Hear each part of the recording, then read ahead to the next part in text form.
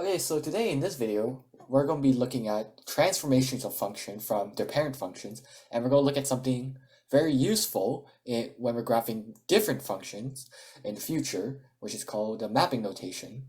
Mapping notation is kind of like a shortcut to graph to our transformations. It just makes it so that it's easier to plot our points, to get our points so we can plot them on the graph. So here I have f of x and g of x. And what's going to happen is I'm going to I'm going to find the parent graph of it, and we're going to see what transformation has been applied on it. And then I'll show you the graphs on Desmos, and I'll also show you the mapping notation so you can see how the points move. So clearly, our parent function for this is obviously is square root of x. My bad. Now recall we have four different technically four different types of transformations. We have horizontal stretch or compression, vertical stretch or compression, vertically shifted up and down, and horizontally shifted left and right. So here we can see that, let's go variable by variable. So we have this tree here. Notice that the tree is outside of this thing, of what we can consider our parent function. Should really use a highlighter. Our parent function here. This means that after we do all the computation within the function inside, we multiply by 3. So what this does on the graph is it stretches it out. It stretches the graph upwards. And how do we say this? We say this by saying vertically stretch vs vertically stretch by a factor of 3. All right. Note, there's one thing we should note is that you always have to do your stretches first, your stretches and compression before you shift them. Otherwise, problems come out. Next, we have horizontal stretch compression. Luckily, there's no horizontal or vertical horizontal stretch compression, so we can skip that. Notice here how x minus 2. Now remember, this is inside of our function, not outside of it. So we don't say that our function is shifted to the left by 2. We actually say it's shifted by the right by 2. Now the way I like to remember it is how do you make the inside function equal to 0? Because most functions they always have their reference point at 0, right? So we want to see how we can make that 0 so we can adjust accordingly the transformed function. So here we say this is horizontally translated. I just say ht, but you should write out horizontally translated by 2 units right. And finally, this thing is just add 1. Basically, you just move the entire function up 1 unit. So vertical translation by 1 unit up. All right. Now let's look at g of x. G of x is this quadratic. What we do here, obviously our parent function is x squared. Now let's go to the exact same steps. Our vertical stretch is by a factor of 4.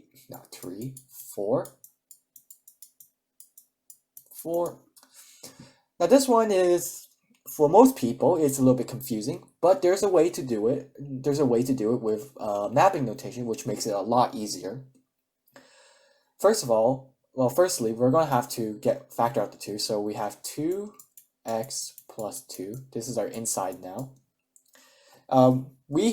Every time you have a function like this where the coefficient of x is not 1, you're going to have to factor it. Otherwise, everything is not going to work out. So here I'm going to say horizontally compressed, right? C by factor of 1/2. Now you're going to notice that this 1/2, it comes from the fact that this is 2. You take the inverse of that, and then that's your factor.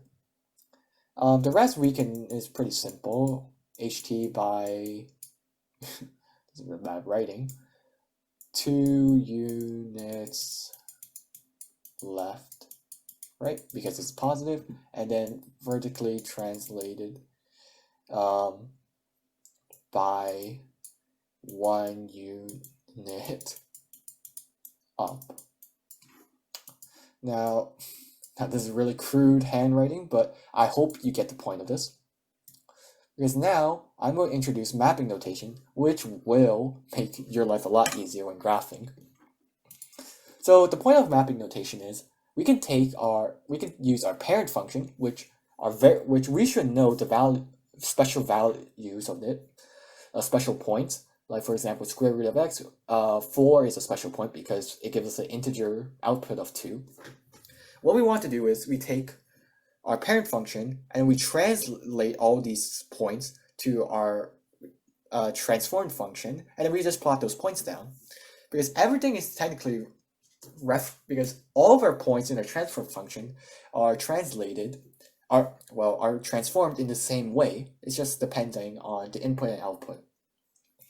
So how it works is, if we have our function f of x is in the form of a, let's say we have a different function, h of x, right? This is our transform function. This is our base function, b x minus c, and then we plus d. Our mapping notation would be in the form x, y. All these points will get translated. Now remember this formula.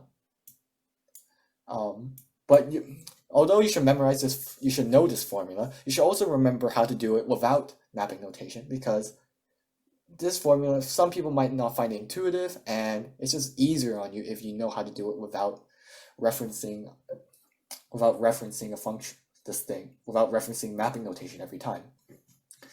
So we have x over b plus, we should factor out this c, so we should factor out the b, c over b. Here we have a y plus d,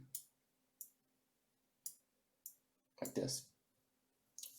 Now, so this is how it works. Sometimes you'll see people, they do it like this. They already factor out like this, right? In this case, you would not need this b here. Oops. You would just have a c here.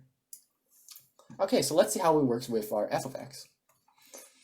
So let's create a table of values. I'm going to do 3. So we have 0, 1, and 4. And we all know these. These are pretty simple. Now our transform function, let's take it step by step. So x over b. Well, b is equal to 1, so it doesn't matter. C is 2, so we just have x plus 2. And let's look at this part, the y value. A is equal to 3, so we have 3y. D equals to 1, so 3y plus 1. Now all we have to do is just input these values in here. So 0 plus 2, we have 2. 1 plus 2, 3. 4 plus 2 is 5. Wait. 4 plus 2 is 5. Now 3y plus 1. 0 times 3 is 0, plus 1, that's 1. 3 times 1 is 3, plus 1 is 4. 3 times 2 is 6, plus 1 is 7. These are the points of f of x based on, and all we had to do was just know the lattice points, well, not lattice point, the reference points of our parent functions, and we could get these values very easily just by knowing this formula. Now let's try doing the same thing with our other function right here, g of x. Now I'm going to do the same thing, x, y, 0, 1, and 2. 0, 1, 4. Now this gets translated into these values. We have x is over b, right? B's are 2. And then we add our c. C is negative. Because notice here how it's negative, right? So in here, it should be negative 2, right? We can write it as x minus 2. That's what our c is really. So minus 2. And then we have ay plus d, 4 times y plus 1. All right, very good. Next, what we want to do is just take these values and plug them over. 0 over 2 minus 2, negative 2. 1 over 2 minus 2, negative 3 over 2. 2 over 2 minus 2, negative 1. 4y plus 1. 4 times 0 plus 1, that's 1. 4 times 1 plus 1, that's 5. 4 times 4 plus 1 is 17. These are valued. You see how quick that was? Now, at the beginning, well, not the beginning, in the middle, I mentioned to you how most people, they have problems with this part right here, too, because it's really unintuitive. Like, you know, it's really unintuitive because they think, oh, is it compressed? Is it stretch? And is it a factor of 2 or is it 1/2? Well, mapping notation, it gives you a really, really straightforward way of doing it. What you do is, look at this coefficient. You just take that out. And if this is greater than 1, you just write horizontally stretched by the factor, by the coefficient. If it's less than 1, you say horizontally compressed by that factor. So in this case, we just write horizontally compressed by 1/2.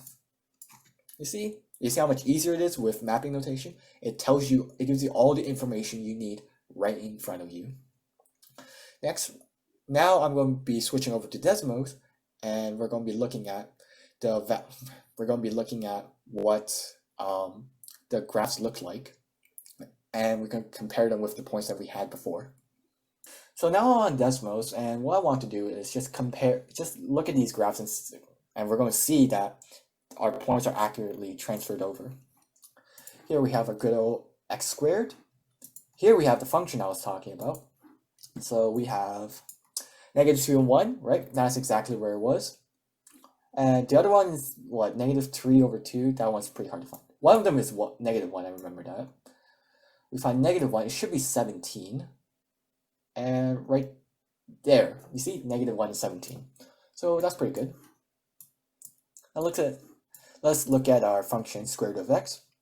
Pretty normal. Now let's look at the transformed version. We can see that 2 and 1 is one of our points that was transferred over correctly. Well, not correctly, but easily. Another one of our points is 3 and 4, which is right there. As you can see, mapping notation, it just makes it really easy to just take our base function, our parent function, and give it the correct transformation, and then we just get our function that we want. And it was very effortlessly. So hopefully this video made sense, and I'll see you in the next one. Peace.